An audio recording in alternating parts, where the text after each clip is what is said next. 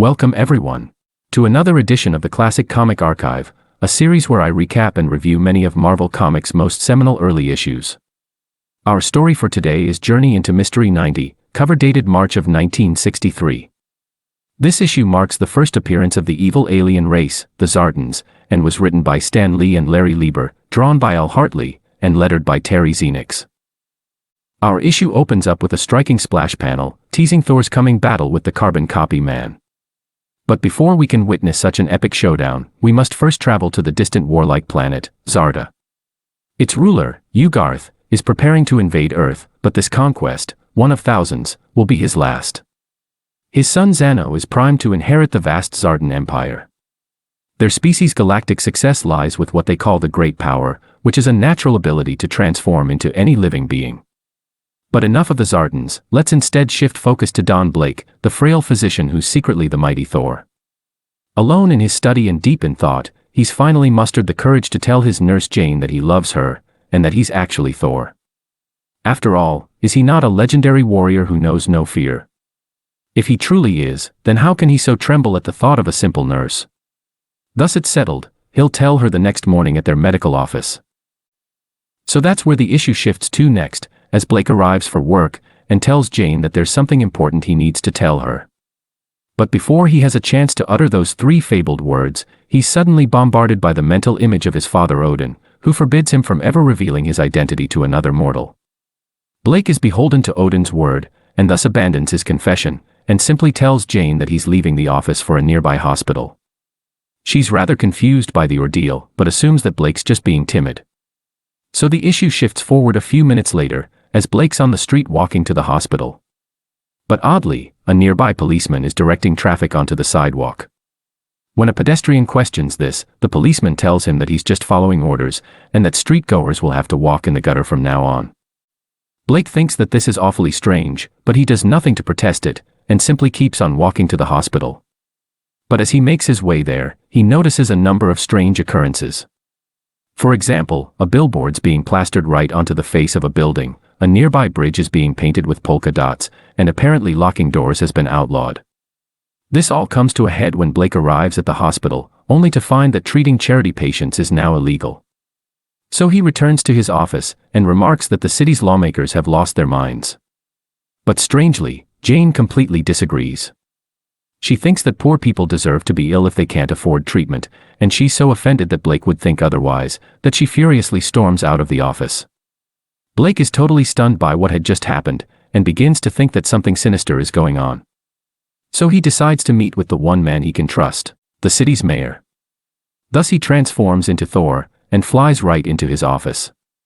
But like Jane, the mayor's not acting like himself, as he berates Thor, and orders his guards to apprehend him.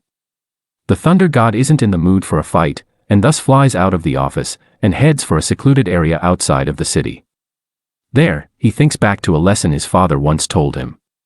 When something puzzles you, always seek the most obvious explanation. Thus Thor realizes that the reason people aren't acting like themselves is because they aren't themselves, but imposters. This still leaves many questions unanswered, so Thor decides to begin searching the city for clues. While none can be found in its bustling center, he eventually stumbles onto an area of wilderness, where a number of trees have fallen in an unnatural manner. Investigating further, Thor discovers that they'd been cleared to make way for the landing of a hidden Zardan spaceship. As he approaches the craft, he suddenly finds himself pinned to it by a magnetic force.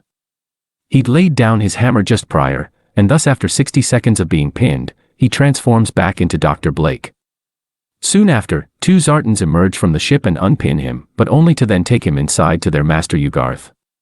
That's where he finds the mayor and Jane, who as he'd predicted, had been kidnapped and replaced with Zardan imposters. But this still leaves the question of why, as Blake asks Ugarth what the purpose behind their meddling is. Ugarth passes the question to his son Zano, who explains that they're using imposters to sow chaos throughout the city. But New York is just the test bed for their eventual invasion, as a Zardan armada is waiting to repeat the process in every city on Earth, and once they've thoroughly confused and frightened the entire planet, they'll be able to easily conquer it. But the mayor doesn't think so, as he speaks up and claims that as long as Thor's around, Earth will never be conquered. While the Zardans have never heard of Thor, they confidently disregard any threat that he might pose to their invasion. But Blake tells the Zardans to heed the mayor's warning, as Thor's power is not to be underestimated. He then offers to bring them to the hero, but only if they spare his life. Of course he's secretly the mighty Thor, but neither the Zardans, nor Jane, or the mayor know this. So the former accepts his offer, while the latter brands him a traitor to humanity. Regardless, Blake is escorted out of the ship, and points two Zardans in the direction that he supposedly last saw Thor. So they run off in a hopeless pursuit, as Blake lunges to grab his hammer, which he'd laid down just outside of the spaceship. Thus he's transformed into the mighty Thor, but is immediately confronted by Ugarth and Zano. The latter, wanting to prove his strength to his father, offers to battle Thor alone. Ugarth accepts this, and orders that the mayor and Jane be brought outside, so they can witness the defeat of Earth's greatest warrior. Thus the battle begins, as Zano transforms himself into an ice monster, and quickly entombs Thor in a block of ice. Just like that, it seems that the thunder god's been defeated, as not even his mighty muscles can break free of the ice. But what none of the Zardans had noticed, was that Thor had hurled away his hammer just before being trapped. And as enchanted by Odin himself, it's always destined to return to its wielder, regardless of any obstacles in its way. Thus it crashes through the ice and returns to Thor. But before the thunder god can strike back, Zano transforms himself into a giant gladiator, and traps Thor in a steel net. He then prepares to finish him off with a mighty swing from his sword, but is caught off guard as Thor blasts him with a lightning bolt. Evidently it was a powerful one, as he then drops to his knees, and admits defeat. But Thor's not done fighting, as Ugarth then steps in to finish what his son had started. But instead of transforming into another giant beast, Ugarth simply renders himself invisible, and begins wailing on a disoriented Thor. Thus the thunder god's nearly defeated, as how can he fight what he can't see? But then a clever idea pops into his head, and he summons a powerful rainstorm. Now he can see the outline of Ugarth, and begins brawling him man to man. The old alien is no match for Thor's full power, as he's quickly defeated, and then stuffed into the steel net that his son had summoned. Then with his godly strength, Thor hurls Ugarth all the way into space, where he's spotted by the waiting Zardan armada. Thus they quickly turn around to go save their king, and abandon their invasion. But that still leaves Zano and several Zardan warriors stranded on Earth. So Thor orders them to transform into trees, which they do, under the impression that they'll simply transform back into their normal form once he's left them. But perhaps they don't know much about Earth trees, as Thor's essentially tricked them into becoming beings which are incapable of thought. Thus they'll never be able to transform back, as they'll never know that they were once Zardans. With that, the issue subsequently ends as Thor approaches Jane and the mayor, and tells them to forgive Blake, as although it seemed that he was betraying them, he was actually helping him. While they don't see how that could have been, they accept it, and life returns to normal. That concludes Journey into Mystery 90, and another episode of the Classic Comic Archive. But as always, I would like to offer a brief review of this issue. Overall, I thought that this was a fairly average and unremarkable story. While it was fun seeing Thor battle a bunch of shape-shifting aliens, this issue just felt very superfluous.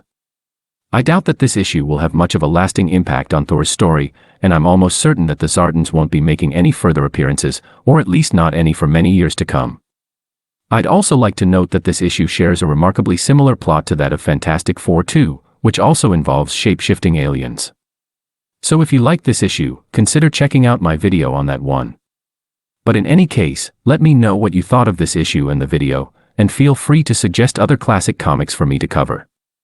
Thanks for watching.